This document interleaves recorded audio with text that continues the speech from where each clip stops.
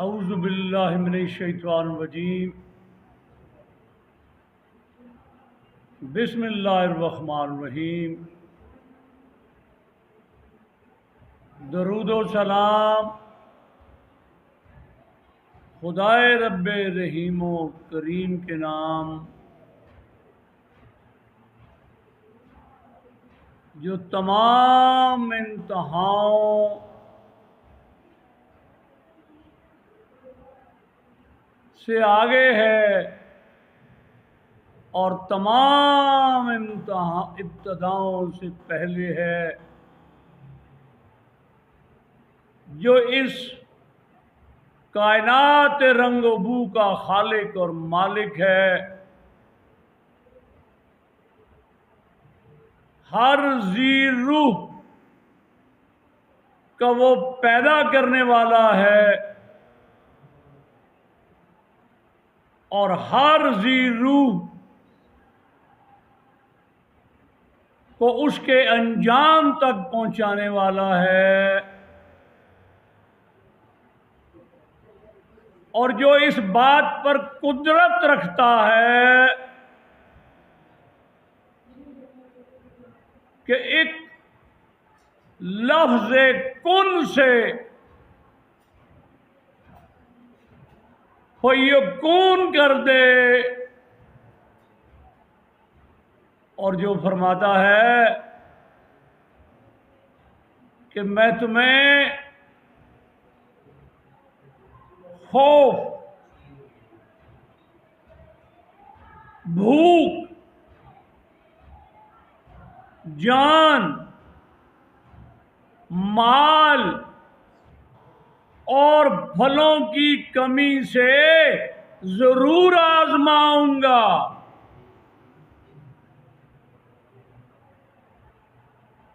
اور جو یہ بھی فرماتا ہے کہ جب میں تمہیں آزمائش میں ڈالوں، جب میں تمہارا امتحان لوں، تو دو چیزوں سے کام لینا: صبر اور نماز، صبر اور نماز۔ اور یاد رکھو کہ ہر ذی روح نے پلٹ کر میری طرف آنا ہے، پلٹ کر میری طرف آنا ہے۔ تمہیں زندگی بھی میں دیتا ہوں اور تمہیں موت بھی میں دیتا ہوں، اور میں نے تمہاری موت کا وقت اور تمہیں دفنانے کی جگہ مقرر کر رکھی ہے۔ میں نے وہ ساتھ، وہ لمحہ مقرر کر دیا ہے کہ جب میں تمہیں واپس اپنی طرف بلاؤں گا، اور میں نے وہ جگہ بھی مقرر کر دی ہے کہ جہاں تم دفنائے جاؤ گے۔ اور یاد رکھو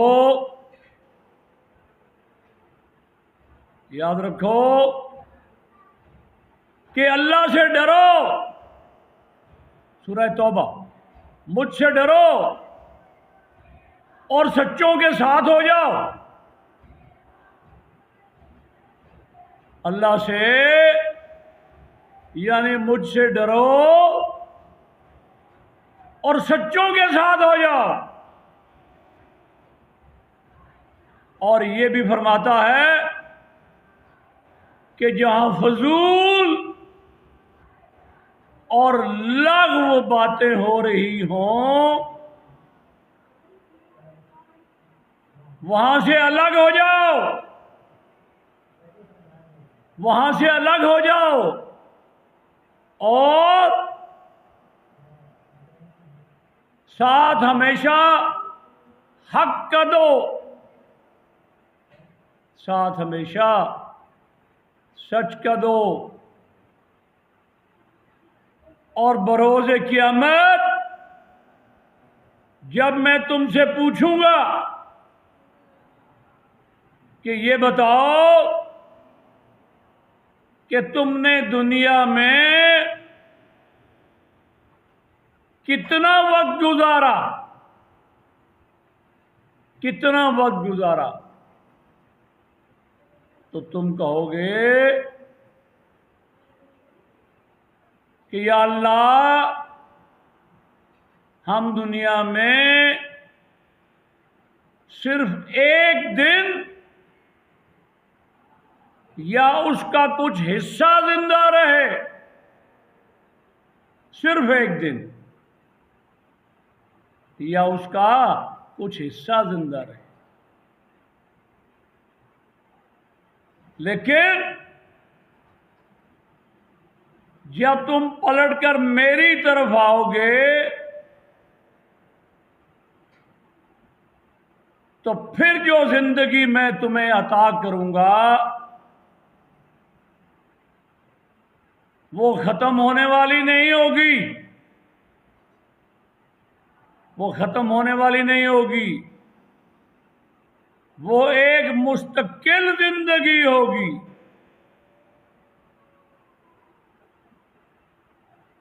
اور وہاں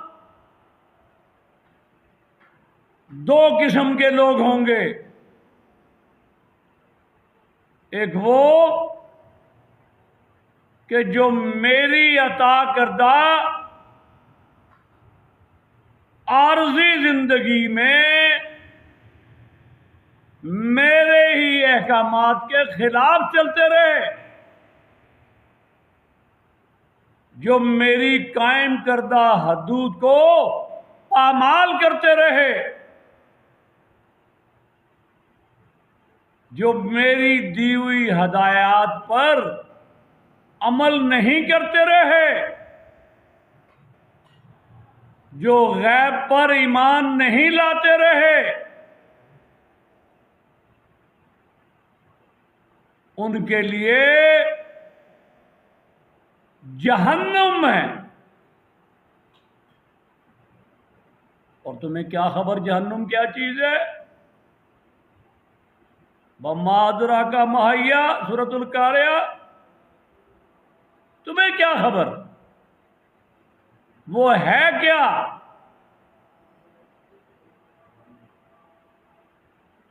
وہ ایک بھڑکتی ہوئی آگ ہے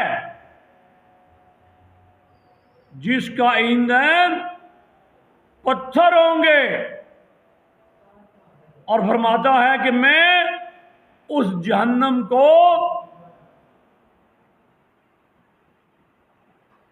اپنی حدود کراس کر لینے والے، میری حدود کی پامالی کرنے والے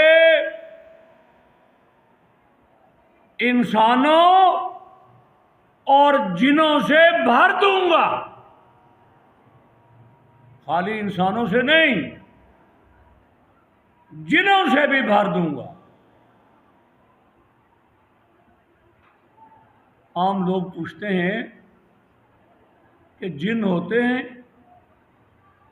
سوال کرتے ہیں کیا جن ہوتے ہیں؟ تو حیرت ہوتی ہے ان پر کہ جو قرآن کو نہیں پڑھتے، خوبصورت غلافوں میں لپیٹ کر، خوشبوئیں لگا کر اونچی جگہوں پر محفوظ کر دیتے ہیں اور اسے کھول کر پڑھنے کی زحمت گوارا نہیں کرتے، اور اگر پڑھتے ہیں تو سمجھنے کی کوشش نہیں کرتے، اور اگر سمجھ جائیں تو اس پر غور نہیں کرتے۔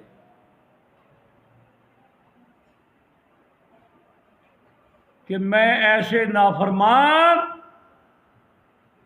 میری قائم کردہ حدود کی پامالی کرنے والے انسان خالی انسان نہیں، انسانوں اور جنوں سے بھر دوں۔ ایک تو یہ لوگ ہو گئے، دوسرے کون؟ یہ وہ لوگ ہیں کہ جو نماز قائم کرتے رہے، جو زکوٰۃ دیتے رہے چاہے حالت رکوع میں ہوں، جو امر بالمعروف والنہی عن المنکر کی تلقین و تبلیغ کرتے رہے، ایسے لوگ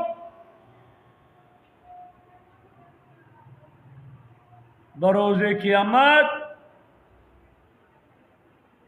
فرشتے ان کو سلام کریں گے اور وہ جنت میں داخل ہو جائیں گے، جس پر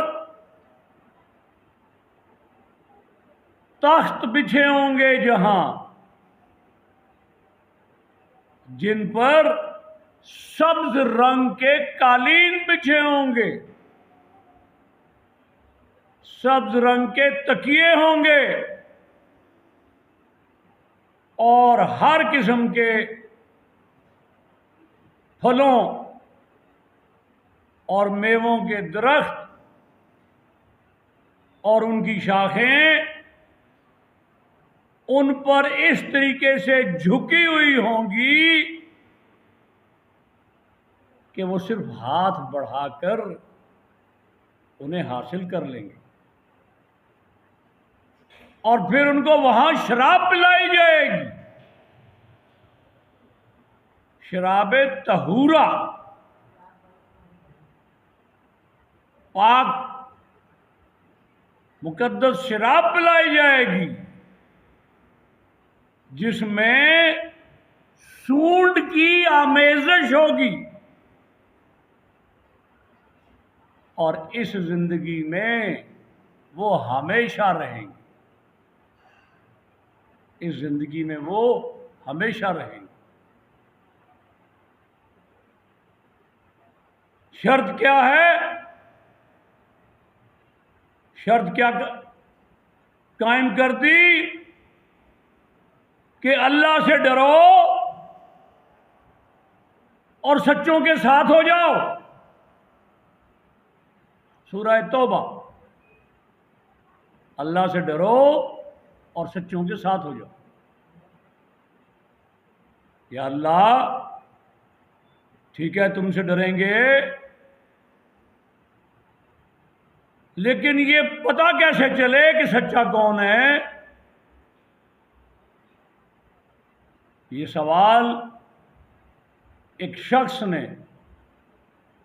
مولائے کائنات سے پوچھا۔ یہ فرمائیے کہ اللہ جو فرماتا ہے سورہ توبہ میں کہ اللہ سے ڈرو اور سچوں کے ساتھ ہو جاؤ، تو ہم سچوں کی پہچان کیسے کریں؟ آپ نے فرمایا سچا وہ نہیں ہے کہ جو ایک واقعے کو اس طریقے سے بیان کر دے جیسا اس نے دیکھا۔ سچا تو وہ ہے کہ جو وہ کہے وہ ہو جائے۔ سچا کون ہے؟ کہ جو اس کے منہ سے نکل جائے وہ ہو جائے۔ شخص نے کہا مولا سمجھ نہیں آئی۔ آپ نے فرمایا دیکھو وہ سامنے درخت ہے، میں تمہیں کہتا ہوں کہ میں نے اس درخت کو اشارہ کیا اپنی طرف آنے کے لیے تو وہ درخت چل کر میری طرف آنے لگا. یہ مولا نے مثال دی. لیکن جب اس شخص نے مڑ کر دیکھا تو درخت واقعی چلتا ہوا مولا کی طرف آ رہا تھا. مولا نے فرمایا درخت میں نے تجھے حکم تو نہیں دیا, میں نے تو صرف اس شخص کو بلانے کے سمجھانے کے لیے مثال دی ہے, تو جا واپس اپنی جگہ پہ چلا جا. یہ ہے سچے کی پہچان. کیوں؟ اس لیے کہ اللہ نشانیاں بتاتا ہے. یہ جو قرآن کے وارث کا ہم نے سلسلہ شروع کیا تھا اور آج اس سلسلے کی آخری تقریر ہے, سورہ فاطر آیت نمبر 32 میں یہی تو اللہ نے فرمایا کہ ہم نے اس قرآن کے وارث مقرر کر دیے اور انہیں چن لیا. اپنے وارث قرآن کے وارث مقرر کر کے چن کے ان کو مقرر کر دیا, ان کی نشانیاں بتا دیں اور انہی نشانیوں کو لے کر ہم اب تک 9 منزلیں طے کر چکے ہیں. اور آج اس سلسلے کی آخری گفتگو آپ کے سامنے رکھتے ہیں.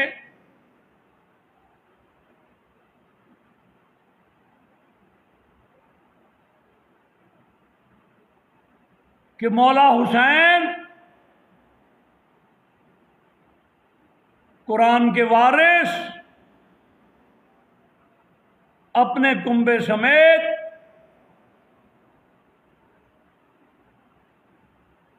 قرآن کی عملی تفسیر بنے ہوئے دنیا کو یہ دکھا رہے ہیں, دنیا کو یہ بتا رہے ہیں کہ دیکھو ہم ہیں وہ کہ جنہیں قرآن میں کہیں بقیت اللہ کہتا ہے اور کہیں وہ ہمیں قرآن کے وارث کہتا ہے. اور نشانیاں دیکھنی ہیں, نشانیوں کے ثبوت دیکھنے ہیں. آؤ آج میں تمہیں بتاتا ہوں, آؤ آج میں تمہیں بتاتا ہوں کہ تخلیق کائنات کے وقت جب اللہ نے فرشتوں سے کہا کہ میں نے یہ آدم کو تخلیق کیا ہے, اسے سجدہ کرو, تو سب سجدے میں گر گئے سوائے ابلیس کے, سوائے ابلیس کے. اور 10 محرم 61 ہجری کو وہ جو قرآن نے کہا کہ ہم جہنم کو انسانوں اور جنوں سے بھر دیں گے, آج وہاں خالی انبیاء کی صفیں نہیں ہیں, جنوں کی صفیں بھی ہیں,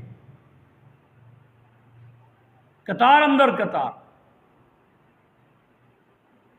خالی انسانوں کی صفیں نہیں ہیں, انبیاء کی بھی صفیں ہیں. تمام انبیاء کی محنت داؤ پہ لگی ہوئی ہے اور قرآن کا وارث سجدے میں ہے. اور وہ جو قرآن نے فرمایا کہ حق کی راہ میں,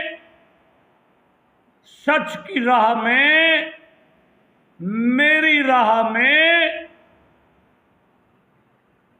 تعداد کی فکر نہ کیا کرو. یہ قرآن کے الفاظ ہیں. بارہا کم تعداد نے حق کے راستے پر چلتے ہوئے باطل کو شکست دی. آج قرآن کے اس وارث کے ساتھ کتنے ہیں؟ کتنے ہیں؟ آپ کو بتاؤں کتنے؟ ہزاروں نے مولا کو خط لکھے. مولا آئیے ہمارے درمیان، آپ قرآن کے وارث ہیں، ہمیں قرآن کی تعلیم دیجیے، ہمیں قرآن کی تفسیر بتائیے. اور قرآن کے اس وارث پر لازم تھا، انکار نہیں ہو سکتا، انکار نہیں ہو سکتا. جب کوئی حق کی تلاش میں ہو اور خانوادہ رسول ہو، وہ یہ نہیں کہہ سکتا کہ میں تجھے حق کا رستہ نہیں بتاؤں گا، میں تمہیں قرآن کا رستہ نہیں بتاؤں گا. لازم ہے کہ قرآن کی عملی تفسیر بن جایا جائے اور قرآن کی عملی تفسیر بن کر دنیا کو بتایا جائے. آج شام غریباں کے اس موقع پر میں ان دونوں باتوں کو ملا دیتا ہوں. ہزاروں کی تعداد میں خط، کسی تاریخ میں 50,000 لکھا ہے، کسی تاریخ میں 70,000 لکھا ہے. اور مولا جب مدینے سے چلے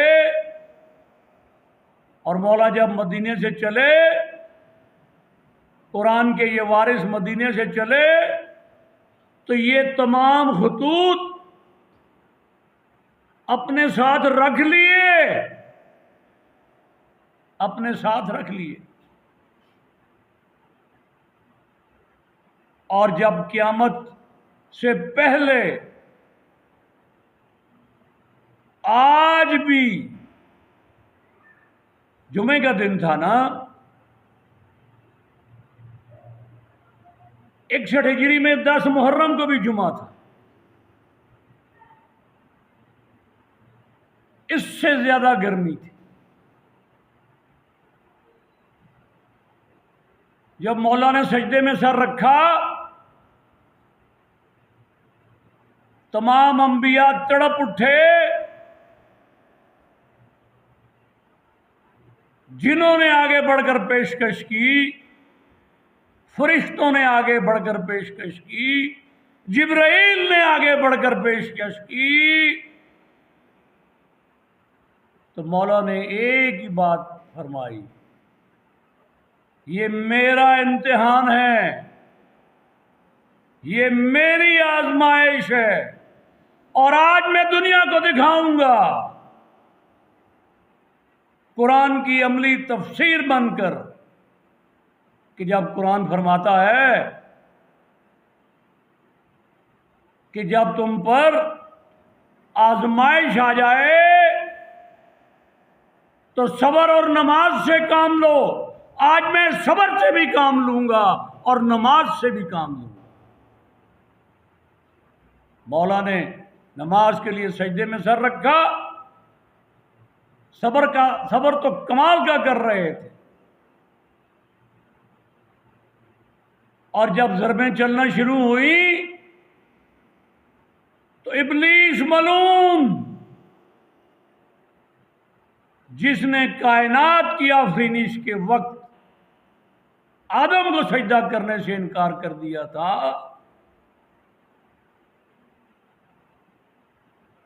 اور قیامت سے پہلے تک انسانوں کو بہکانے اور بھڑکانے کا کام اپنے ذمے لے کر اپنے رب سے مہلت لے لی تھی. آج یہاں بھی موجود تھا، اور جب ضربیں چلنا شروع ہوئی تو یہ ملعون اللہ سے مخاطب ہو کر بولا، یا اللہ تو مجھے آدم کی صورت دکھا کر میرا امتحان لیتا رہا، اس وقت مجھے آزمائش میں کیوں ڈالا؟ مجھے آدم کی صورت کیوں دکھائی؟ یہ نورانی چہرے کیوں نہیں دکھائے؟ یہ نورانی چہرے کیوں نہیں دکھائے؟ آج حکم دے کہ جو تیرے آگے سجدے میں پڑا ہوا ہے، کیا میں اس کو سجدہ کر دوں؟ جو تیرے آگے سجدے میں سر جھکائے ہوئے ہیں، ضربیں چل رہی ہیں، تو میں اگر تیرے حکم کی اطاعت میں جو اس وقت انکار کیا تھا، میں آج تیرے حکم کی تعمیل کر کے اس کو سجدہ کرتا ہوں، تو میرا گناہ معاف کر دے گا، میری خطائیں معاف کر دے گا۔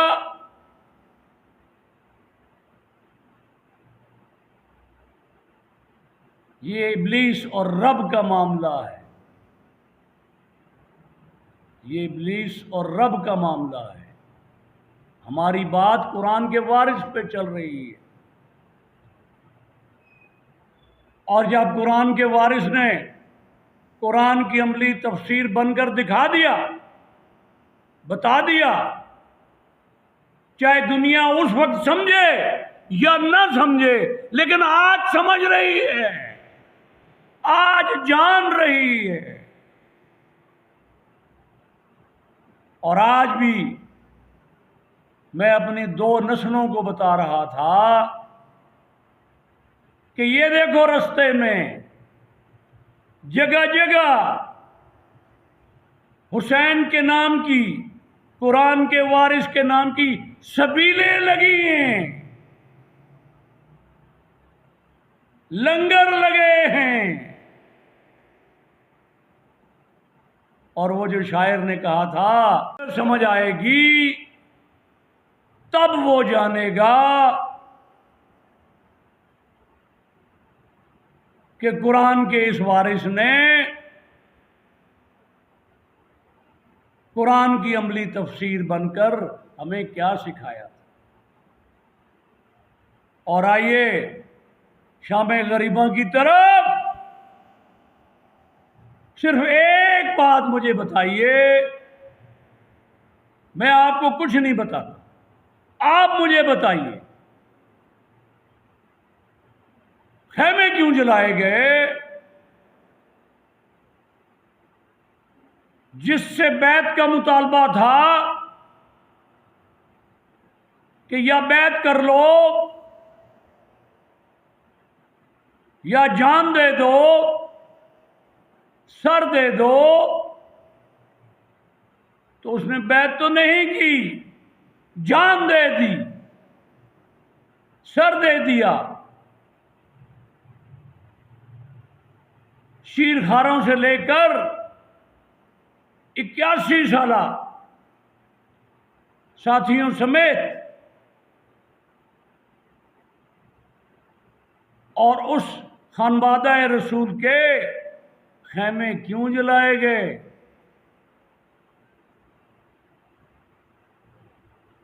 خیموں کے اندر کیوں گھس گئے؟